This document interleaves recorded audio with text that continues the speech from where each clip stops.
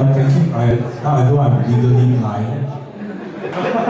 And my wife said to her, so the means I also.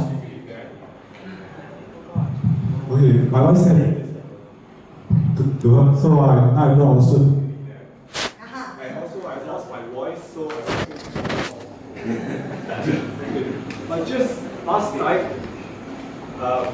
Sister Dory, you saw in the slideshow earlier, Sister Dory, the principal of Kumchere, sent me a card, and in the card she says that the children says that they are missing X and Project Sabai, and they wish that December was here. So I told them that sister is only not much, yeah. So this goes to show that there's a very real symbiotic relationship between X and Sabai. For those who don't know what X stands for, it's actually a call to share. No, call to serve. Call to serve means that we give and we don't receive anything in return. But I still know that when you give, you receive a lot more in return. Okay, one project that Lauren did mention was that we also had a vaccination program this year. It's called Project VAC, which means vaccinate a child. Did you mention that? Oh, is there? Yeah. Vaccinate the child, VAC. Vaccinate a child. And we're taking Project VAC further onwards now to different kinds of Cambodia, different kinds of vaccination, and maybe throughout the region and maybe even further. So I think over the years, X and Sabai have worked very closely together. Now, it's very gratifying for us to see these generations of medical students. I remember the first X mission, the first Sabai mission, and they came to see me on May the 22nd, 1996. And they said that they want to.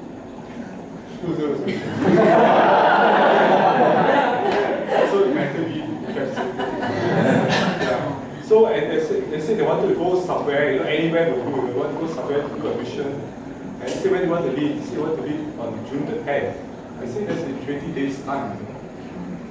Anyway, it was a mission comprising of 7 students. They were supposed to fix a computer. They went to Kumchere, and lo and behold, the sisters welcomed them with a big banner, welcome doctors from Singapore. And their first year medical students, and they didn't even know which end of the stethoscope. Stethoscopes. So sister had this banner done, and of course, you saw Wee just now, he was one in the team that went. He said, when we went, they got this welcome doctors, and then we don't know anything. So they were really very virgin, absolutely don't know anything, but that is how Project Sabai is run. And sister was quite kind, so she gave us something medical to do, so they dug ear wax for them. Yeah.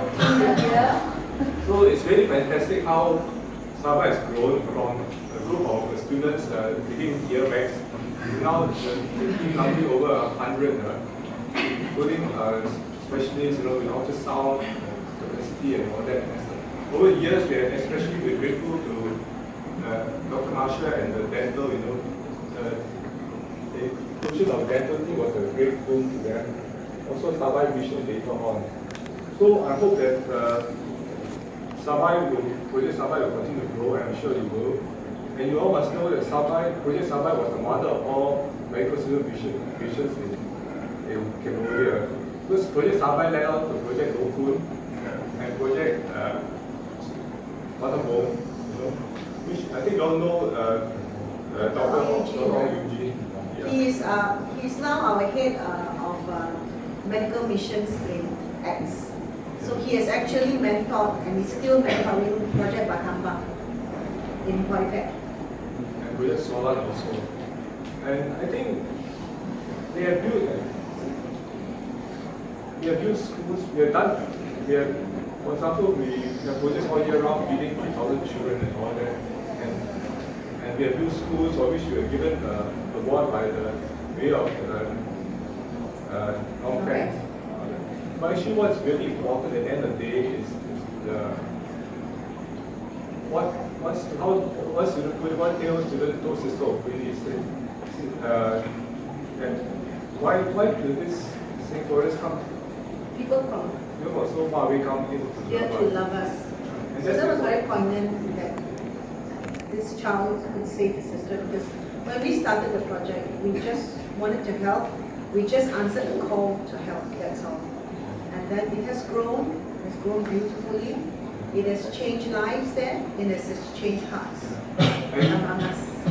And I'm very grateful to some of the original people. Gabriel and Teresa sitting down here was the first medical team who worked on there. And then Vanessa was our in-house pediatrician. The We've been longest dragged time. there every year since my kids. Yeah. But I think what they've really done is actually to change the people of Cambodia, because if you really know the history of Cambodia, Cambodians are actually a very insular and very reserved people because they have been traumatized by the Pol Pot regime. So they do not really trust, they do not really come out and help other people, let alone their own. So but over the years we have seen the changes, And now, at first it started with a group of Cambodian students who were studying in Singapore, and now they're connected with the medical students. And then last year, this year,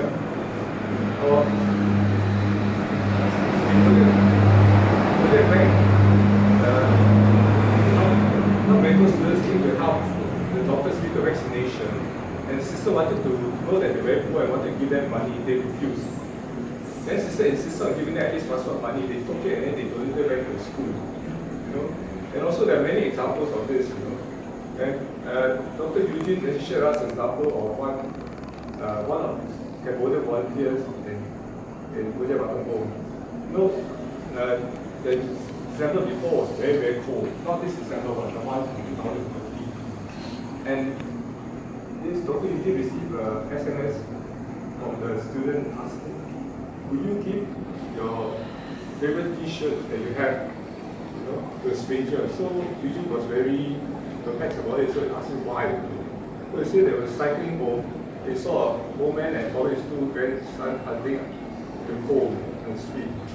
And then, so he went back to the dormitory, this Cambodian student, and got all his fellow Cambodians to volunteer to donate their t-shirts, the t-shirts and the clothes and all that, and just got them and distributed to the strangers on the street. I usually ask him why they do that, because he said they was inspired by the love of Singaporeans for Cambodians. And in 2013, about 100,000 Cambodians were actually repatriated from Thailand back to Cambodia because of the action between, and they went to the town of Phoi Kat. And a lot of people on Batambo went to volunteer, and all came wearing the X t-shirt. So it was very gratifying to know that what we are doing has actually changed the psyche of a nation. It's not so much the schools and how many water filters you build and how many people you treated. Those are statistics. But actually change the psyche of a nation. And going forward, I think that we should look at projects which have benefit to the, also benefit to the. For example, now there's a very sad situation in Cambodia now. The use of crack, amphetamine. Is catching on in the major cities and even in the smaller towns. So that would be good for part of their health education, because we don't know how, but it's over the 1.5 years. We've got people just gone down, and the sisters were telling us they are seeing it among the students, they're seeing it among their staff. So we need to educate them on the dangers of crack and all that. And this is where you can come in, you work together with the Cambodian students, and help them. And also I think at the end of the day, I always tell the students this, I say if you are doing the same thing now as we did 10 years ago, we have failed. Because what we need to do is able to actually transfer move forward to transfer the know-how to them so that they can deliver. And I'm glad to say that today Sabai is actually taken the step to engage the Cambodian students to come. Because the medical students in any country are actually, most of them are leaders of the country. In Singapore, we have Vivian Bala and Dr. King here. But I think you have done a lot in engaging them, and I think that's more important than anything else. we have brought stuff over, we have done this and that. But I think engaging them and getting them to do what you will be doing, and then we exit. That is okay. But I'd like to invite you all to remain part of the Sabai family. I think we saw Dr. Biming, he rushed here from his house, he's on call, he took some time off from his house call to come down to Russia to say hello and all that, So they feel very much part of the spirit of the Sabai family. Priscilla and myself are very proud to be part of the Sabai family. So even when leave Sabai activities for a short while because of your final exams and all that, but I hope that you will come back because you're always part of Sabai family. And we are very, very proud of you. Thank you.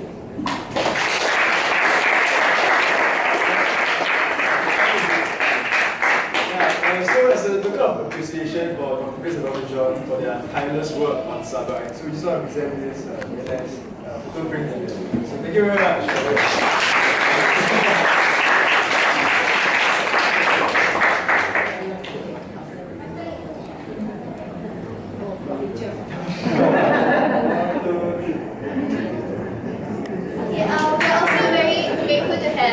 Dr. Masha from the Dental Mentor with us here today. So I'd like to invite her up, to present a token of appreciation to us.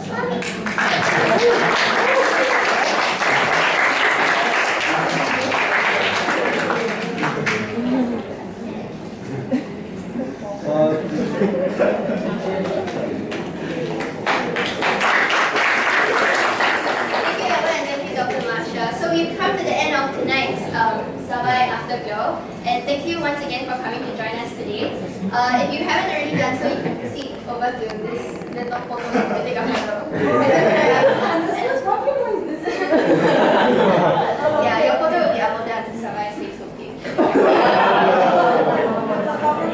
Yeah, yes. Okay, and I bring a vote of thanks to these wonderful leaders here.